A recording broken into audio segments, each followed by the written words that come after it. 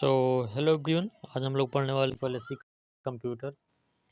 तो चलिए स्टार्ट करते हैं। आज हम लोग पहले देख लेते हैं इसमें क्या क्या पढ़ने वाले हैं, आप लोग के लिए इम्पोर्टेंट है, क्लास के नहीं इम्पोर्टेंट है। तो देखिए, इस समय यूपी ट्रिपल एससी जो भी एग्ज़ाम करवा रही है, ठीक है, उसके सिलेबस में आपका जो कंप्यूटर ऐड हुआ है, तो उसमें लगभग सभी एग्ज़ाम में 15 क्वेश्चन कंप्यूटर में आते हैं, ठीक है। 15 कंप्यूटर किसी में क्वेश्चन मतलब कंप्यूटर के क्वेश्चन घटा बढ़ा के या ज़्यादातर 15 क्वेश्चन ही कंप्यूटर के आते हैं। तो जो कंप्यूटर क्वेश्चन आते हैं, हम लोग चैप्टर वाइज कंप्यूटर का क्वेश्चन करने वाले हैं, ठीक है। टॉपिक भी यहाँ से क्लियर होगा, हमारा क्वेश्चन भी कवर होगा। क्वेश्चन को कैसे टैकल करते हैं वो सब हम लोग देखेंगे यहाँ पर। तो चलिए स्टार्ट करते हैं हम लोग। इसमें क्या क्या पढ़ने वाले हैं देखिएगा। इंट्रोडक्शन ऑफ कंप्यूटर से क्वेश्चन आपके रहेंगे, ठीक है। हिस्ट्री से रहेंगे और कंप्यूटर के जनरेशन से रहेंगे, अर्थात पीढ़ियाँ से रहेंगे, ठीक है। और अगर आप लोग चैनल को सब्सक्राइब नहीं किए तो सब्सक्राइब कर लें। तो चलिए हम लोग स्टार्ट करते हैं।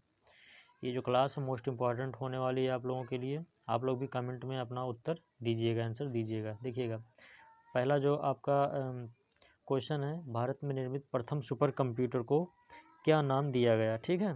इसमें आपका ऑप्शन है आकाश है, परम है, अर्जुन है, सिद्धार्थ है और इनमें से कोई नहीं। तो आपको जवाब देना, आप लोग भी अपना जवाब कमेंट में दीजिएगा।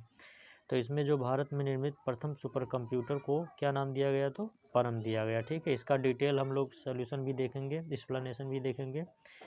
तो चलिए स्टार्ट करते हैं। स्टार्ट तो हो गया। देखिए, इसका सोल्यूशन हम लोग देखते हैं। देखिए, परम 8000 को भारत का पहला सुपर कंप्यूटर माना जाता है, ठीक है। और ये कब बना था, कहाँ बना था, तो 1991 में। मोस्ट इम्पॉर्टेंट है, इसको ध्यान से देखिएगा। 1991 में सी डेक द्वारा बनाया गया है।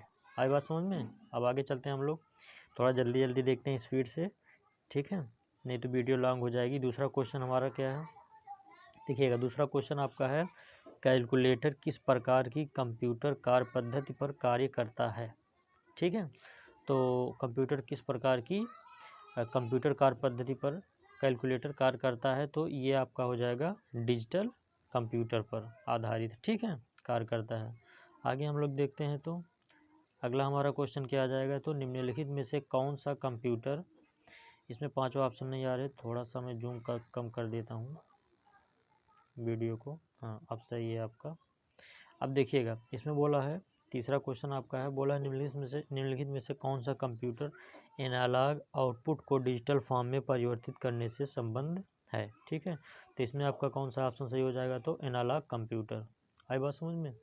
उसके बाद हम लोग चलते हैं। तो देखिएगा, चौथा क्वेश्चन हमारा है, किस वर्ष से तृतीय पीढ़ी के कंप्यूटर का प्रयोग हुआ है, ठीक है।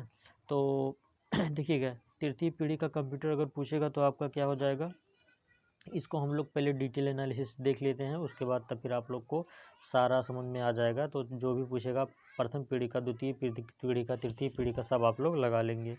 तो इसमें देखिएगा, सॉल्यूशन में डिटेल में दिया हूँ। देखिएगा, जो प्रथम पीढ़ी का कंप्यूटर है उसका समय सीमा कहाँ से कहाँ तक है, तो 1942 से 55 है, ठीक है। देखो, ये जो समय सीमा है पीढ़ी वाला, थोड़ा आप मतलब जितने बुक में देखेंगे उतने बुक में आपको 1-2 ईयर मतलब का अंतर दिखाई देगा। कोई 1942 से शुरू किया है, कोई 1940 से शुरू कर दिया है, कहाँ से 40 से शुरू कर दिया है, कोई 42 से 56 किया, कोई 42 से 55 किया। तो इसलिए समय वाला थोड़ा कम पूछा भी जाता है। अगर 1-2 साल अगर घटा बढ़ा रहेगा लगा देंगे तो आपका इस तरीके से ऑप्शन होगा कि आपका सही हो जाएगा, ठीक है। हमारे सिलेबस में तो हमको पढ़ना ही है। तो चलिए हम लोग इसको पढ़ते हैं। तो प्रथम पीढ़ी के कंप्यूटर का समय सीमा क्या है, 1942 से 55 आपका है। द्वितीय पीढ़ी की दूसरी पीढ़ी के कंप्यूटर की समय सीमा क्या है, तो आपको 1955, वैसे 56 से 64 भी मिल सकता है, 56 से आपको 63 भी मिल सकता है। आई बात समझ में। तो आपका 56 से 64 या 55 से 64 है। उसके बाद आपका तीसरी पीढ़ी की कंप्यूटर जो आपका 65 से 74 है, ठीक है। उसके बाद चौथी पीढ़ी जो आपकी क्या है, तो 75 से 80 है। और पाँचवीं पीढ़ी 80 से अब तक है। अब देखिएगा, आप लोग जब आंसर देंगे, इससे रिलेटेड जितने भी क्वेश्चन रहेंगे सब आप लोग लगा लेंगे, ठीक है। तो इसमें क्या पूछा था, किस वर्ष से तृतीय पीढ़ी के कंप्यूटर का प्रयोग हुआ है। तो तृतीय पीढ़ी का कंप्यूटर कौन सा हो जाएगा, तो 63 से 73 वाला हो जाएगा। क्यों, क्योंकि देखिएगा 1-2 साल घटा बढ़ा भी हम कहें चलेगा। देखिएगा, तृतीय पीढ़ी के आपका हो जाएगा, तो 65 से 74 इसमें दिया गया है, ठीक है। अब आगे हम लोग चलते हैं। देखिए, कंप्यूटर की दूसरी पीढ़ी किस दौरान देखी गई थी। अब दूसरी वाली भी आप लोग लगा लेंगे, ठीक है। तो देखिएगा, पहली वाली आपकी 40 से 56 हो गई, या 42 से 56 हो गई। दूसरी वाली आपकी क्या हो जाएगी, 56 से 63 हो जाएगी। आई बात समझ में। आगे हम लोग चलते हैं, देखते हैं क्वेश्चन नंबर 6 है, निर्देशों का एक संग्रह है जो कंप्यूटर द्वारा निष्पादित किए जाने वाला एक विशिष्ट कार्य है। ठीक है, तो यहाँ खाली स्थान पे पूछ रहा है क्या भरा जाएगा, तो यहाँ पर हमारा क्या आएगा, प्रोग्राम आएगा। ठीक है, प्रोग्राम निर्देशों का एक संग्रह है जो कंप्यूटर द्वारा निष्पादित किए जाने वाला एक विशिष्ट कार्य है। आई बात समझ में। उसके बाद देखिए निर्देशों का संग्रह जहाँ भी अगर आपका पूछेगा तो उसमें आपको क्या लगाना है, तो प्रोग्राम आंसर लगाना है। आगे हम लोग चलते हैं तो देखिएगा 3G 4G और 5G की मोबाइल प्रौद्योगिकी श्रृंखला में जी का क्या अर्थ है। ये भी इंपॉर्टेंट है, क्वेश्चन पूछा गया है। तो जी का क्या अर्थ है, तो आप लोग भी कमेंट करके बताइएगा। ये आपका गैप हो गया, गीगाबाइट हो गया, गेटवे हो गया, जनरेशन हो गया, इनमें से कोई नहीं, कौन सा सही है, तो इसमें आपका सही हो जाएगा ऑप्शन नंबर 4 जनरेशन। आई बात समझ में। जी का अर्थ क्या हो, जनरेशन। देखिएगा जनरेशन का मतलब पीढ़ियाँ, जैसे आपका पहली पीढ़ी हो गई, ठीक है, तो फर्स्ट जनरेशन हो गया, सेकेंड जनरेशन हो गया, थर्ड जनरेशन हो गया, तो जी का अर्थ क्या हो गया, जनरेशन हो गया। उसके बाद आगे हम लोग चलते हैं तो देखिएगा, तो वैसे यहाँ पर देखिए जो 3G 4G 5G है ना, इसमें भी जो जी लगा है इसका अर्थ भी जनरेशन होता है। ठीक है, आगे हम लोग चलते हैं, कंप्यूटर की दूसरी पीढ़ी किस पर आधारित थी। ठीक है, इसको भी डिटेल्स में आप लोग को समझना है। तो आपका ऑप्शन दिया है एकीकृत परिपथ, ट्रांजिस्टर, VLSI चिप्स, निर्वात ट्यूब। ठीक है, तो देखिए पूछा कंप्यूटर की दूसरी पीढ़ी, तो दूसरी पीढ़ी ट्रांजिस्टर पर आधारित थी, लेकिन इसको हम लोग डिटेल में देख लेते हैं। ठीक है, डिटेल एनालिसिस को देख लेते हैं, इसमें नहीं दिया है डिटेल एनालिसिस, यहीं पर देख लेते हैं। देखिएगा हम लोग यहाँ पर मैं लिख देता हूँ, यहाँ पर टाइपिंग नहीं हुआ है, टाइप नहीं हुआ है। देखिए जो पहली पीढ़ी की कंप्यूटर थी, ठीक है, उसमें आपका किसका उपयोग होता था, तो यहाँ पर देखिए ऑप्शन सही ले लेते हैं, निर्वात ट्यूब। ये पहली पीढ़ी की कंप्यूटर, ठीक है, निर्वात ट्यूब पर आधारित थी।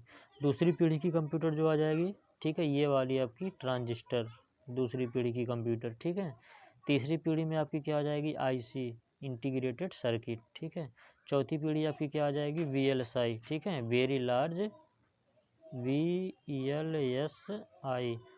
Very large integrated circuit. ठीक है, वेरी लार्ज स्केल इंटीग्रेशन आ जाएगा, वेरी लार्ज स्केल इंटीग्रेशन इसका फुल फॉर्म हो जाएगा। ठीक है, उसके बाद जो आपका पाँचवीं पीढ़ी की कंप्यूटर आ जाएगी वो आपका ULSI आ जाएगा। ठीक है, ये आपका हो जाएगा अल्ट्रा लार्ज स्केल इंटीग्रेशन। आई बात समझ में, ये हमारा पाँचों पीढ़ी का हो गया। अब हम लोग आगे चलते हैं तो देखिएगा किस आधुनिक कंप्यूटर का यहाँ किसे होना चाहिए था, किसे आधुनिक कंप्यूटर का जनक कहा जाता है, तो ये आपका चार्ल्स बेबेज हो जाएगा, ऑप्शन नंबर 3। उसके बाद आगे आपका आ गया भारत का सबसे शक्तिशाली सुपर कंप्यूटर प्रत्यूष भारतीय उष्णकटिबंधीय मौसम विज्ञान IITM में स्थापित किया गया। ठीक है, तो यहाँ पर जगह पूछा है IIT में कहाँ स्थापित किया गया, तो आपका ऑप्शन है हैदराबाद, रुड़की, कानपुर, पुणे। तो इसमें आपका क्या सही हो जाएगा, पुणे सही हो जाएगा। अब देखिएगा यहाँ से आप लोग से एक क्वेश्चन पूछना चाहूँगा मैं, अगर आप लोग फुल क्लास देखे हैं तो देखिएगा जो भारत का सबसे शक्तिशाली सुपर कंप्यूटर यहीं पर बता दिया क्वेश्चन में क्या है, प्रत्यूष है। ठीक है, क्या है, प्रत्यूष है। तो मैं आप लोगों से पूछना चाहूँगा कि वर्ल्ड का अर्थात पूरे विश्व का सबसे तेज़ सुपर कंप्यूटर, सबसे तेज़ या फास्ट सुपर कंप्यूटर कौन सा है, आप लोग कमेंट करके बताएंगे। ठीक है, आप लोग कमेंट कर, एरावत, देखिएगा एरावत तो बताना नहीं है आप लोग से। एक मिनट, यहाँ पर दिया है भारत का सबसे शक्तिशाली सुपर कंप्यूटर प्रत्यूष उष्णकटिबंधीय मौसम विज्ञान संस्थान IIT में पुणे। हाँ, ये वाला आपका सही है। ठीक है, तो आप लोग बताएंगे वर्ल्ड का सबसे तेज़ या फास्ट सुपर कंप्यूटर कौन से, कमेंट करके बताएंगे आप लोग। ठीक है, और वीडियो कैसा लगा कमेंट करके ज़रूर बताइएगा। चैनल को सब्सक्राइब नहीं किया, सब्सक्राइब कर लीजिएगा, लाइक भी कीजिएगा। चलते हैं, मिलते हैं नेक्स्ट वीडियो में दोस्तों।